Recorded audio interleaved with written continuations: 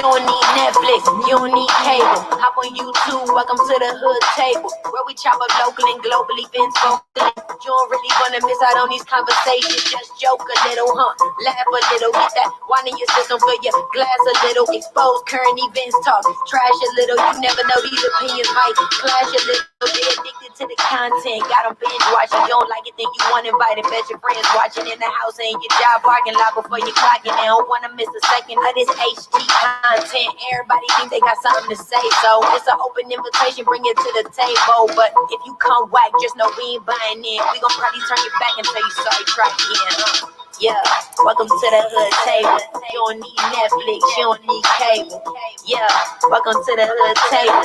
You don't need Netflix, you don't need cable.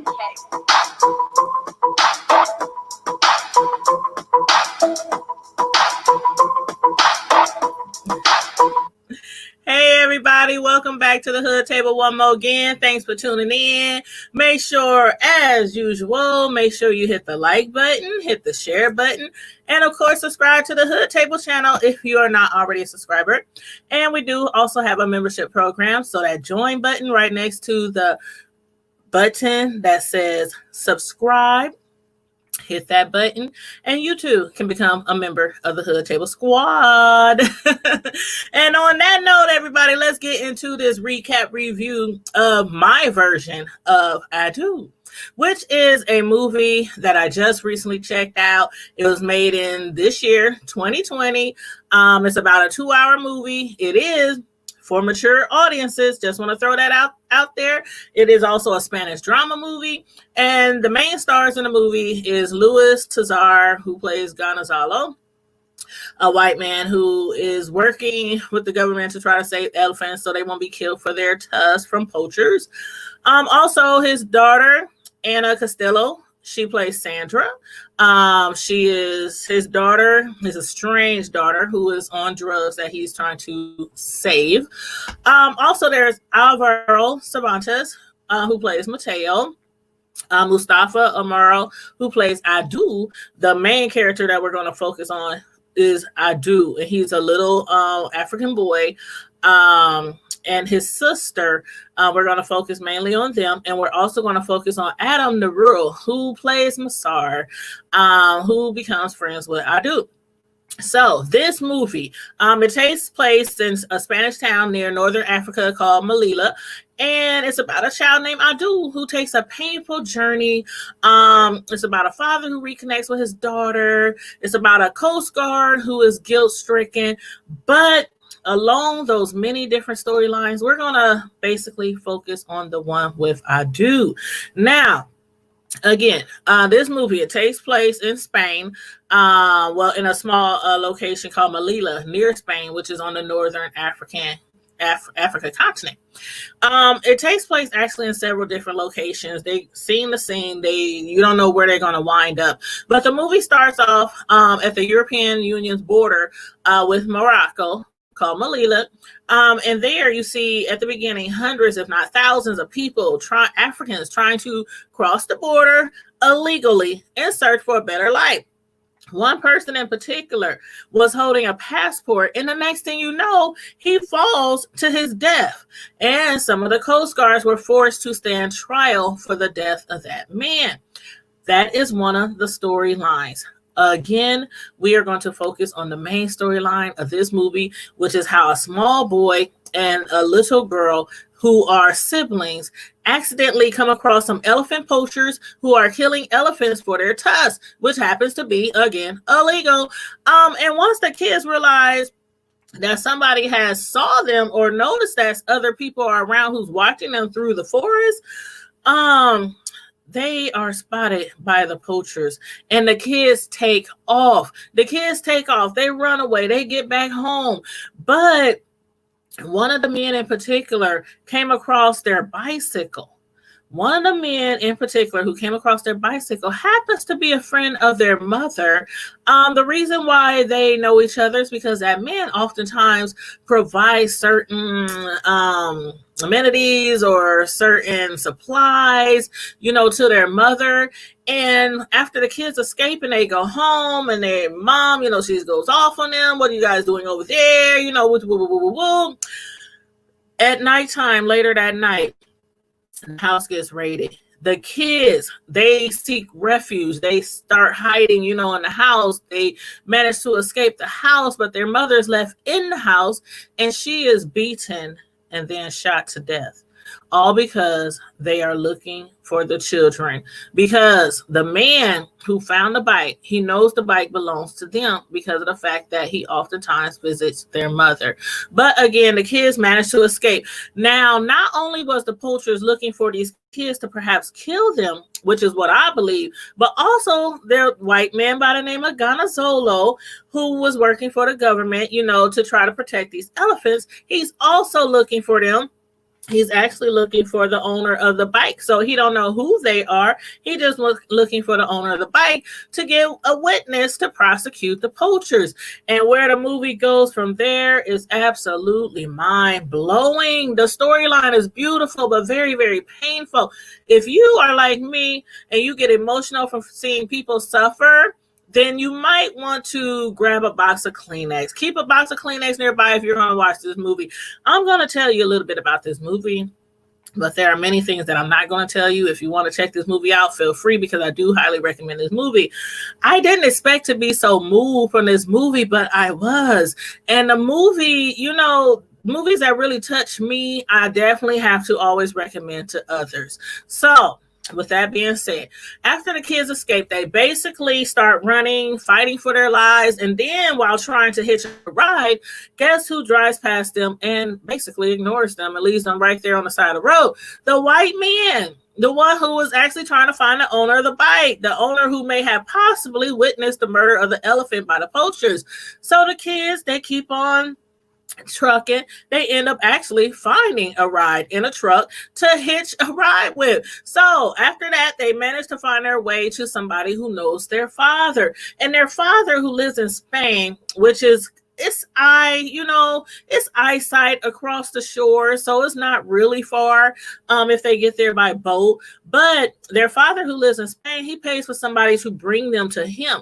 But on the way there, somebody gets a little bit greedy and keeps the money and drops the kids off at an airport. And I'm thinking, he's like, you guys are going to catch a plane. It's better. You guys are going to get there faster. And so I'm thinking, the man that took the money and bought them some plane tickets. But then again, I'm thinking, how they go afford plane tickets? And this is like a very poor area that they living in. And the guy tells them, there's been a change of plans and they need to run across the tarmac, jump into the wheel area of the plane. And since it's going to be really, really cold up there, the man threw them some tattered clothes, a little blanket, as if that was supposed to keep them up there warm. He said, take this.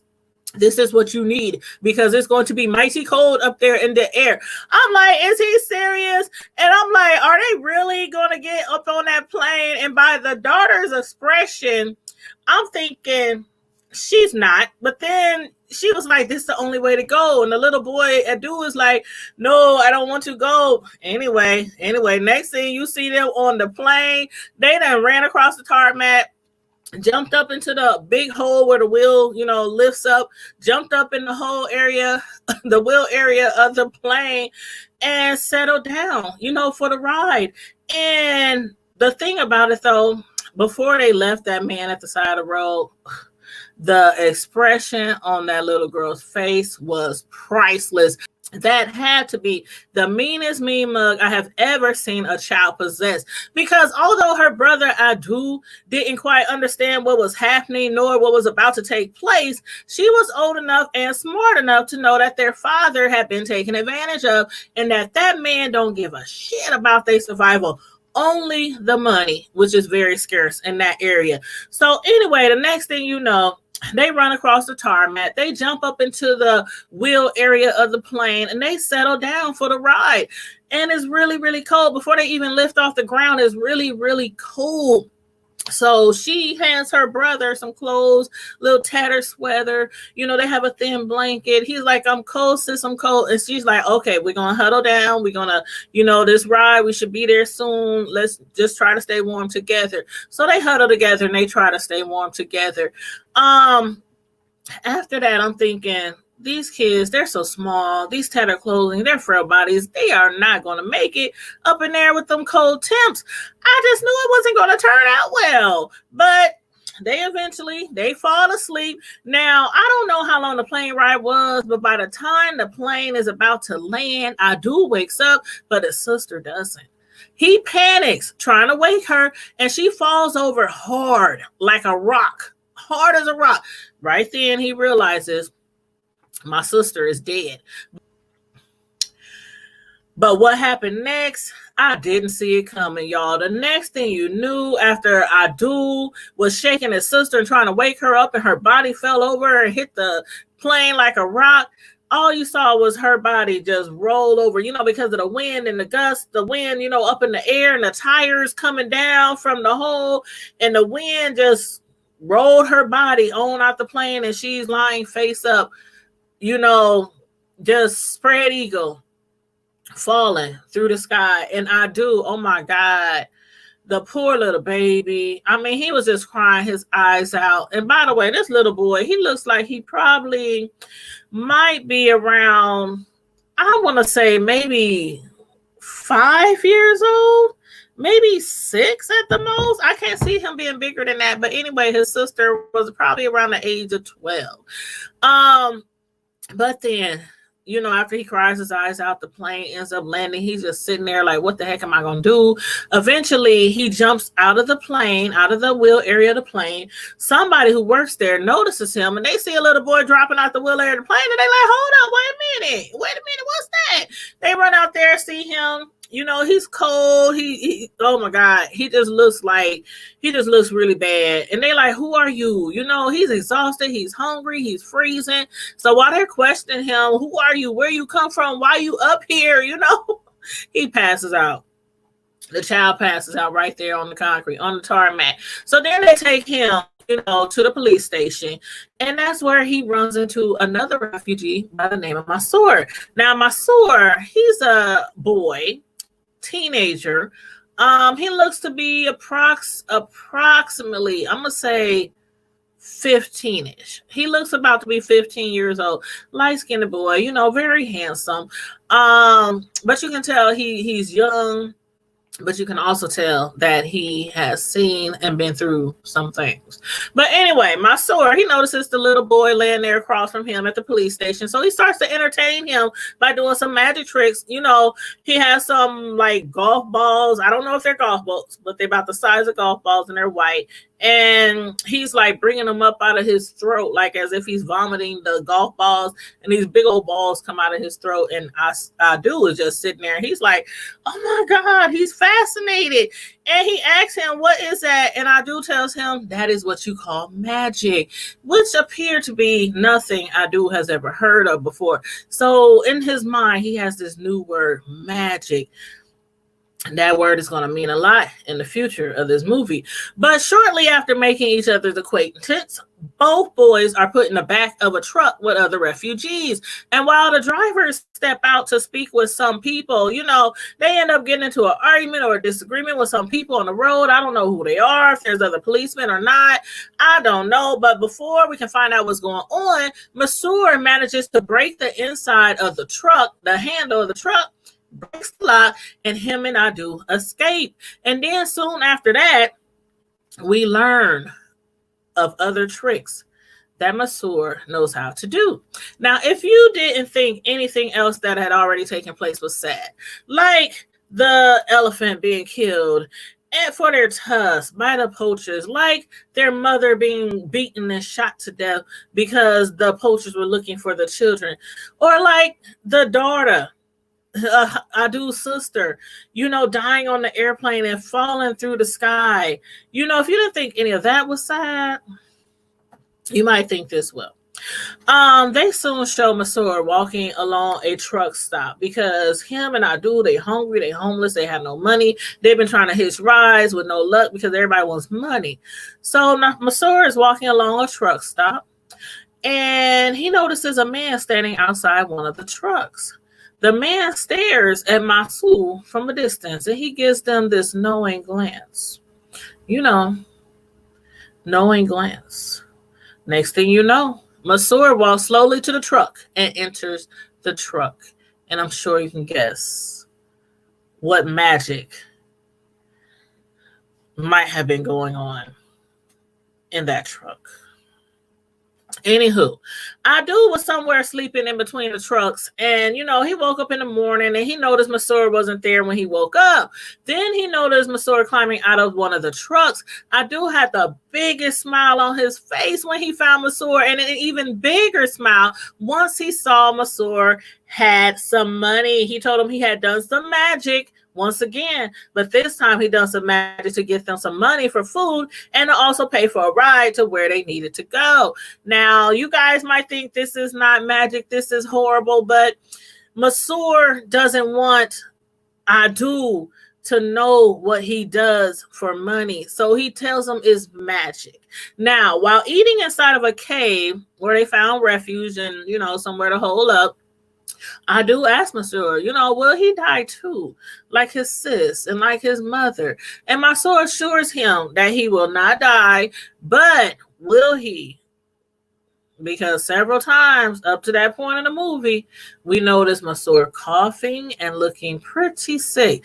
But Adu, of course, notices none of that. And he still doesn't know too much about Massar besides the fact that he can do magic. So one day, while Massar was juggling tennis balls in hopes of earning more money with his magic tricks, Adu was across the street collecting water for them. And along came this man in this taxi, and he was trying to lure Adu into his taxi car. And yeah, you guessed it. He was one of those pedos. So he had this chocolate and he's telling Adu, and Adu loves chocolate. So he's like, come get the chocolate. Do you want to go have fun? We can go have fun. We can go play. And I'm thinking, oh my God, please don't taint and tarnish this boy. He is so young. But anyway, we caught on pretty fast that the man was trying to kidnap Adu and take advantage of him. But before that could happen, Massar, he's turning around and he notices while he's juggling his balls, Adu was missing. And he notices the taxi parked down the street and he hears Adu screaming from the taxi. So he takes off, he rushes down the street, he rescues Adu.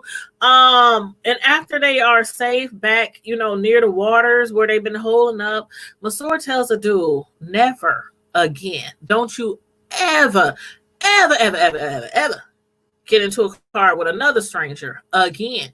But little Adu, he's kind of confused because he's like, the man was trying to offer him chocolate. He was trying to offer him fun. He told him they could go play. So he's thinking, why can't I do magic like you, Massar? Child, Massar tried to explain him without too much explanation that is not the same kind of magic that man wants, that Massar does, that Adu wants to be involved in. See, Adu thinks this magic is still him swallowing balls, juggling, all kind of other kind of stuff. He don't know what Massar really does. He doesn't know. And Massar has him believing that is magic because after he does it, he ends up with money and they end up eating. And okay. So anywho, Massar, he told him that the magic, which he does with men is different. And then he goes on to explain to him how back in Somalia, men used to force him to dress up like a little girl, put on makeup and dance for them. And then of course, they would take advantage of him for their own pleasure. That is when we realized that Massar, at least I don't know if I realized it, but I realized that Massar had HIV or AIDS because, again, he looks really sick. He's really small. He keeps coughing a lot. And I'm sorry, them coughs and him getting in the truck with that trucker and coming out the next morning with money. I mean, it tells us that he was, selling himself. The cough told you right away he had HIV or AIDS. But sick and all, Massar is determined to take care of both of them by any means necessary. So they wind up in a location among a lot of other refugees in like a tent-like refugee campsite location. And then comes this medic, this white lady comes along, because, it's a lot of places like that. They have people who come who do charity work, volunteer work, and they tend to the people who are sick and needy. And as one of the white ladies was tending to Massar, she notices this cough. And then she asks him to raise up his shirt, and she notices all these sores all over his body, all under his shirt. Then she tells him to open his mouth so she can, look into his mouth and check him out and everything. And that's when she says, you really need to go to the hospital, like now, like ASAP, like right now. We need to get you to the hospital. I think she knew right off tops what he was suffering from, but he didn't want to go. I don't know if it was because he figured it's too late. Why go to the hospital? He's like, I don't have money. She's like, it don't matter. So I'm sure they probably would have had some kind of medicine there for him. Or if it was because he didn't want to separate himself from Adu, because Adu had nobody. And who knows if they would have let Adu, come with him to the hospital, or what would happen to Adu, or if they would keep him there and, because he has HIV or AIDS, and keep him apart from everybody else. So who knows? But anyway, he said, no, I am not going. And he gets up and he finds his way back to his tent. And Adu was watching him at night while he's shivering, under his little thin blanket in the tent, and shivering and coughing. And Adu still doesn't know what's going on, but he knows something's wrong. And so you can see Adu up there, rubbing the top of the blanket, trying to, caress him and pat him and, try to make him feel better. The next morning, Adu wakes up and Massar is nowhere in sight again. He's like MIA. And so Adu went to look for Massar and finds him sitting by the shore, looking across the way at Spain, because again, it's an eyesight. The bottom of Spain and the top of Africa, where they are, is like within eyesight of each other, over the shore, over the sea, the beach, the sea. And so he finds him sitting by the shore and he's crying. And when he asks him what's wrong, Massar just said, we have to go. We have to go. Dude was like, how we gonna go? We can't jump the border fence. All the police is up there. You can get killed. You can go to jail. And Massar just tells him, we are not jumping the fence. And that's all he tells him. I'm thinking, how the heck they gonna get there then? Is they gonna sneak into a ferry, sneak into a boat, something like that? Man, later that night, Massar and Adu, they are at the beach, at the shore, at the edge of the sea, and they have these big old rubber tires wrapped around their waist, and Massar has a rope tied around and knots. He got it knotted up, attached to his tire. Then he ties the other end attached to Adu's tire. And I'm like, no, they ain't. No, they ain't. These two is gonna get themselves killed trying to cross that sea with tires. But anyway, they set off. They jump into the water, and take off swimming to reach Spain, which again is within eyesight of where they are. Now, me, myself, personally, I kept thinking, what a stupid idea. You guys are going to die in that water. And the next thing you know, the rope that Massar had tied to his tire and attached to Adu's tire snapped, because the water just had made it, so thin. And from them being pulled, by the sea, the water just ate the rope away and it just snapped. So then you see them two, they start to float away from each other. Massar notices that Adu isn't with him and they screaming each other's name out, trying to find each other in the dark, but it's too dark. It's too much water and they couldn't find each other.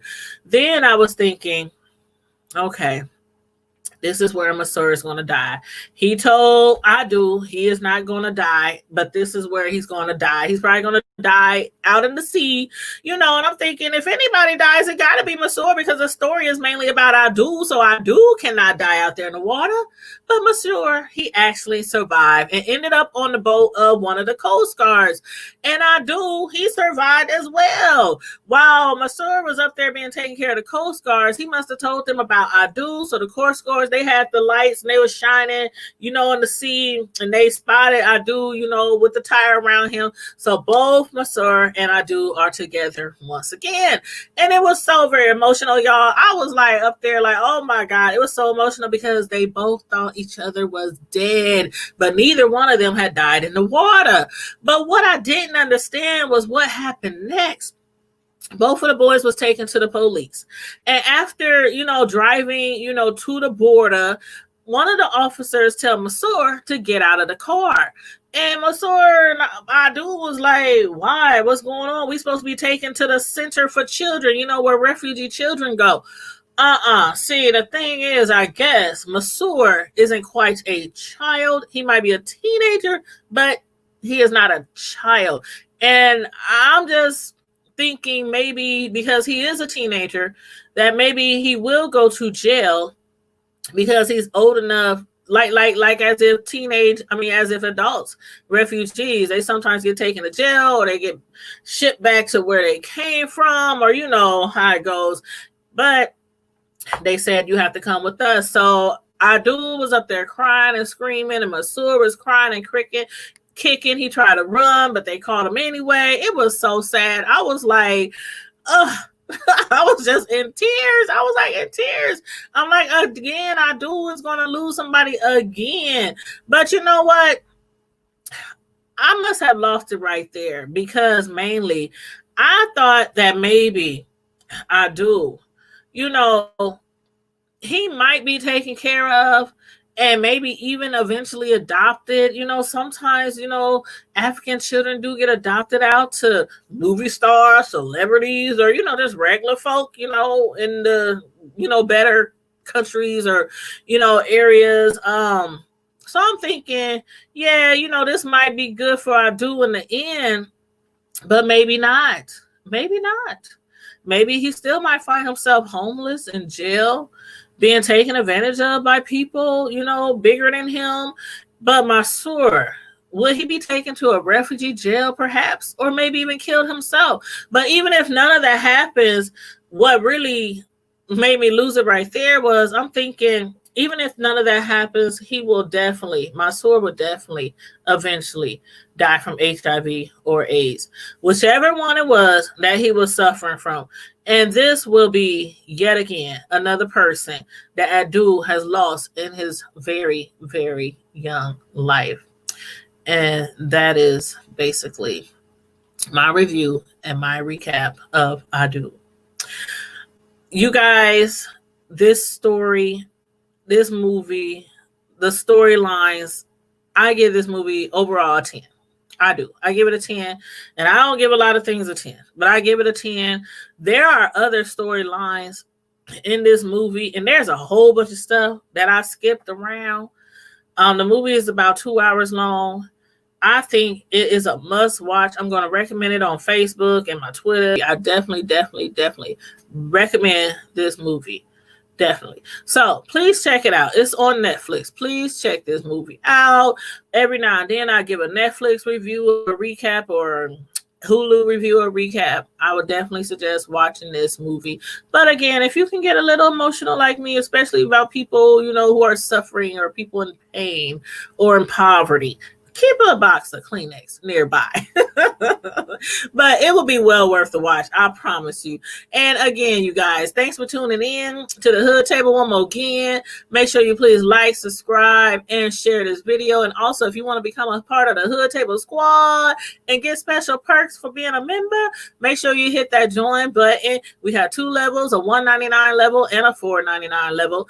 And on that note, stay safe, be blessed, and I'm out. Deuces.